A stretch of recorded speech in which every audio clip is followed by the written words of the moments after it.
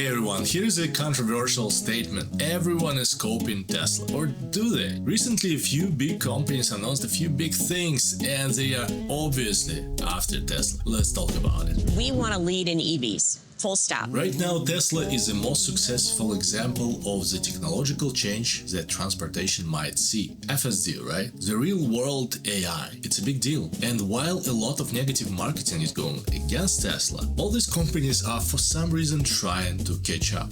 When you look at how many vehicles we're going to be able to launch across many segments, that's why by mid-decade, we think we'll be in a leadership position. Legacy companies like Ford are desperately trying to get to the point where Tesla is, or at least survive somehow. They understand that gas vehicles are not forever and are going to end within either the next generation or the generation after, when current kids grow up. The new people are not really connected to the gas vehicles the way people were a few generations back, as people from 50 years ago are not connected to horses as people from 150 years ago. On the other hand, we have the new wave of companies such as Rivian, Lucid, and many Chinese EV manufacturers like BYD, NIO, Xpeng, Li Auto, Zeekr, many others. While they are generally making amazing cars, really, they still fundamentally copying the Tesla's playbook. I'm not talking about the interior, where Chinese manufacturers are actually ahead of everyone, and I really think they are, but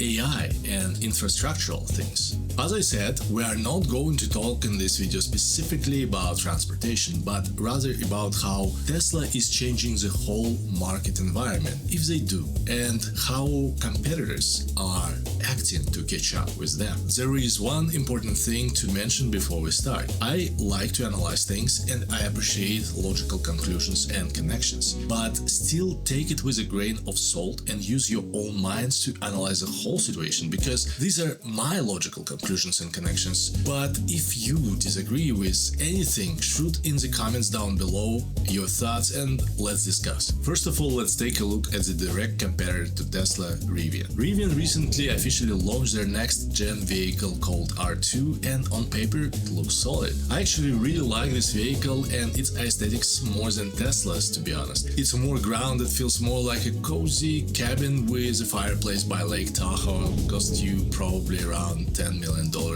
not including taxes.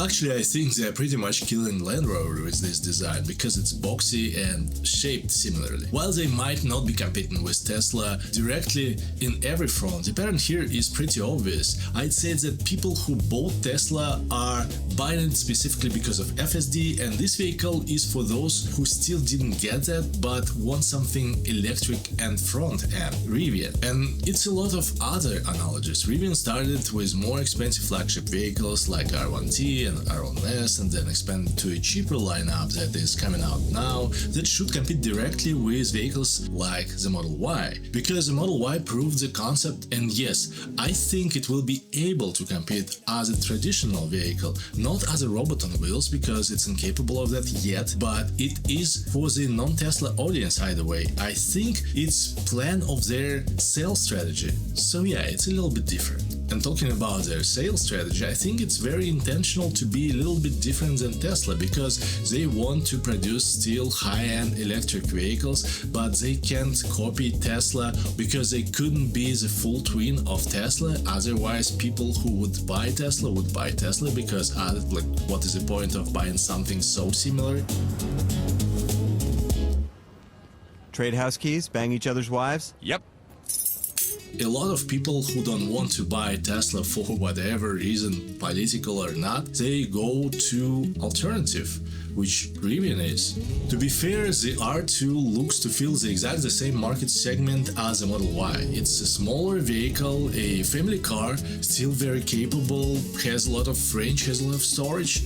It just has a different form factor, focusing more on the outdoor environment and interior aesthetics rather than pure technology that Tesla does. And I would say that I honestly appreciate it. This approach is pretty much copying the original Tesla strategy. It's quite obvious, don't get me wrong, not bad, but obvious. But what else do they copy? Well, they are trying to copy FSD. They're trying. They introduced a lot of cameras in their vehicles, and the second generation of their luxury vehicles will have a lot of new hardware specifically for this purpose. They also introduced a LiDAR for these newer vehicles, which says quite a lot about how they are just in the beginning of their autonomy journey. Once the models are very, very robust, you could have less cameras, or you may be able to get away with less radar. It's not clear yet if that's the case for covering all these corner cases. I'd say it's unknown, but it's, in our view, it's very clearly accelerates the rate of progress for training the model, and it very clearly allows us to deliver features, level 4 features, so you can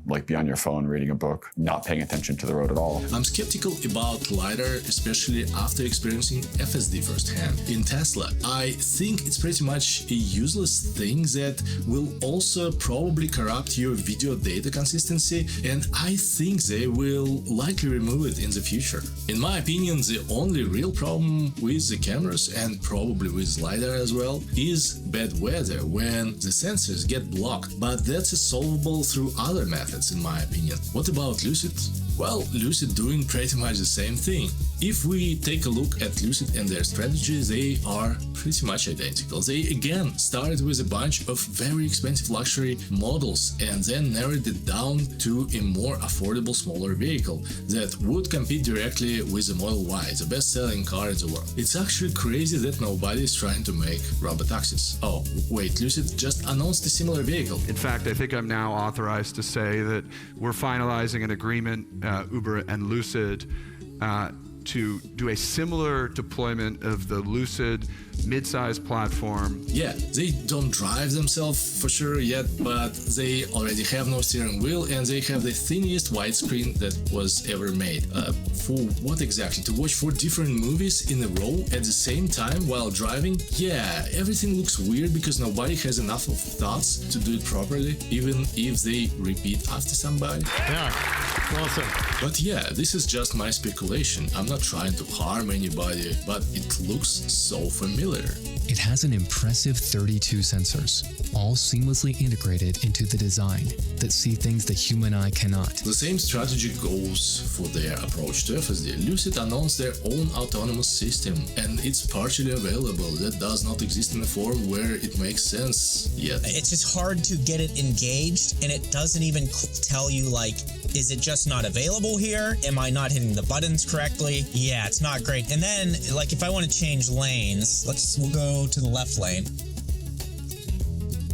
Yeah, then take control now. But they're sort of future-proving, fake it until you make it, this kind of stuff. Okay, let's start with a hot dog. However, it clearly shows that overall direction of the whole market is being forced to take autonomy for transportation. Not hot dog? Wait, what the fuck? Eh? I haven't even mentioned the details about the Chinese brands yet. These companies have been doing this exact same thing even before North American brands started following Tesla's lead, because the American legacy automakers, to be honest, were very stubborn in this regard for a very long time. And Chinese? Damn, Chinese are amazing. But again, the pattern is still the same with more focus to FSD, simply because it's cheaper to produce. Any vehicle of any complexity in the country that produces 90% of everything that is being produced on our planet.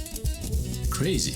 What else do other companies do though? Well, recently Rivian also spun out a brand new robotics venture called Mind Robotics. They raised $500 million in a Series A funding round. Mind-blowing, yes I know, to build AI-powered industrial robots that will be trained using real-world manufacturing data right from Rivian's own factories. Sounds familiar, ain't it? I launched another company last year called Mind Robotics, and the purpose of Mind is to develop robots with human-like skills for manufacturing, for industrial applications. I'm quite bullish on robotics becoming a really key part of our society in terms of essentially how we run the planet. Look, I don't want to say that it doesn't make any sense, because it does. In general it does. Or that they don't understand what they're doing. I generally think they do, to some approximation, but I honestly am doubtful about that, and I hope I'm wrong, because I love technology and I wish them great success. I get a step, He must get the step. I get the cloak radio. He cannot afford. Great success. Looking at all this, I wouldn't be surprised if Lucid announced something similar within the next few months. It is becoming like a trend, more and more obvious that we are living in a crazy world where robots will be walking among us in just a few years because AI is progressing so incredibly fast. And I am being absolutely serious here. Again, I don't want to dig deep into those Chinese robots which are currently way ahead of almost anything North American that I've seen so far, with the possible exception of Tesla's Optimus and a couple of other startups. Although we still don't know many details about Tesla Optimus besides that it will have very technologically advanced hands, which is, yes, very important, but this robot also needs to move through space as well as humans do, at the same pace at least, and unfortunately I haven't seen Optimus prove it is fully capable of that just yet. I'm not being skeptical here, but careful. I know that Tesla has more resources than anything in this particular industry besides probably Nvidia, which is technically not making robots but rather emulating robots in 3D. So does everybody copy Tesla? Well, yes and no. The reason for that dynamic is simple. Tesla is one of the most advanced technological giants leading in a few very important AI fields, and AI is progressing at a credible pace. In my view, so close to these models reaching the level of human intelligence, and yet there doesn't seem to be a wider recognition in society of what's about to happen. If you compare this to anything that has existed in human history, it is progressing much faster, and I completely disagree with the statement that AI is just a bubble. While it is fundamentally changing people's lives and changing the world, it cannot be just a bubble because it has incredible demand. Someone at a computer doing something, AI is going to take over those jobs like lightning. The fundamental power of AI isn't about writing code or creating images and videos. It's about creating, fundamental creating of anything. I think that it's a huge deal because it essentially creates hyperbolic growth for this technology. Hardware might still be an issue over time, but with the advance of AI, we will solve those hardware bottlenecks much faster as well. Why is everybody coming after Tesla? Well, it is simple, because they have the most advanced real-world AI right now, meaning not just transportation, but robots. This is why Nvidia is coming after Tesla, why Rivian is trying to build things after Tesla, and why Lucid is trying to follow all that. They see that. Imagine if you solve the real-world AI for robots and you build an army of things that are capable of doing everything humans can do, but much faster, much organized, and 24/7. Can a robot write a symphony? Can a robot turn a canvas into a beautiful masterpiece? Can you? People would be able to build things that we couldn't even imagine yet. Everyone understands that it's not just about money. Money is just a side effect here. It's about the ultimate power. It can be constructive or destructive. It really depends who will get it, but it's about power. I really must say that the time we are living in right now is absolutely crazy. I'm 43 right now, and I grew up with a black and white TV when I was a kid. I still remember the day when my grandpa told me that we were buying a color TV. I didn't even want the TV at first because I thought, why would we buy a color TV if we have a perfectly fine black and white one? But we went to the store with my grandpa, we got the box, we brought it back home and unpacked it. I remember the very first time when I saw the picture in color, I told myself, okay, I will never not be excited about progress ever again. It was so different and so cool to see those soccer players in actual color playing on a large bright green soccer field. I was completely blown away by it. It was first time in my life. It was very first time in my life when I truly realized that the technical progress is amazing, and I've never looked back since. Since then, I've seen so many different things happen across various industries that fundamentally changed the world environment, and it was always exciting. It was the rise of modern operating systems, it was the first smartphones, it was the new computers, 3D printers, all that, and now it's AI, industrial robots, and self-driving cars, and humanoid robots in the upcoming future. It is absolutely crazy to experience something like that, and for me, this entire lifelong adventure started with replacing an old black and white TV with my grandpa. And before we end this video, I would like to mention that if you have any questions about your Cybertruck or accessories, we created a small real-time chat for Cybertruck owners on the PieMessenger platform that we are making for small communities like ours. If you have any urgent questions that need to be answered right away about anything about a Cybertruck or anything related, the link is down below. It's a small personal project we are creating together that is still developing. And I really hope that you will like it. Okay, this is my thoughts. I hope you like this video. Share your own thoughts down below in the comments. I wish to discuss. Don't forget to like this video because this is what responsible adults do. They like videos. Either way, thank you for watching this and thank you for your time.